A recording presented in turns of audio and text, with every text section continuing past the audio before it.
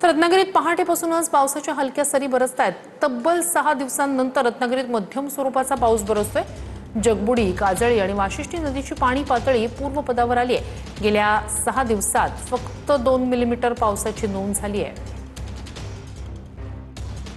रत्नागिरी जिल्ह्यात पहाटेपासून पावसाच्या तुरळक पण हलक्या सरी या ठिकाणी पाहायला मिळत आहेत।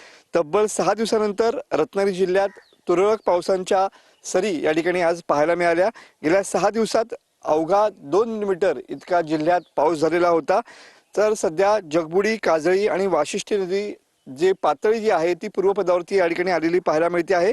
गेल्या काही दिवसांपासून या ठिकाणी पाऊस जो आहे तो गायब झालेला होता। मात्र आज पहाटेपासूनच जिल्ह्यातल्या विविध ठिकाणी या ठिकाणी मध्यम स्वरूपाचा या ठिकाणी पाऊस जो आहे तो बरसताना पाहायला मिळाला। पुढील काही दिवस अशाच पद्धतीनं तुरळक पावसाच्या सरी बरसतील असा हवामान विभागाचा अंदाज आहे। तर पुढील 2 ते 3 दिवस पूर्णपणे ढगाळ हवामान राहील असा अंदाज देखील हवामान विभागानं वर्तवलेला आहे। कॅमेरामन समित गजनेसह मी मनोज लेले, TV9 मराठी, रत्नागिरी। मुंबईत आज दिवसभर ढगाळ वातावरण असणारे शहर आणि उपनगरात हलक्या ते मध्यम स्वरूपाच्या पावसाची शक्यता वर्तवण्यात आली। मुंबईसाठी रेड किंवा ऑरेंज अलर्ट जारी करण्यात आला नाहीये, तरीही बदलत्या हवामानामुळे नागरिकांनी सतर्क राहावं असा सल्ला प्रशासनाकडून देण्यात आलाय।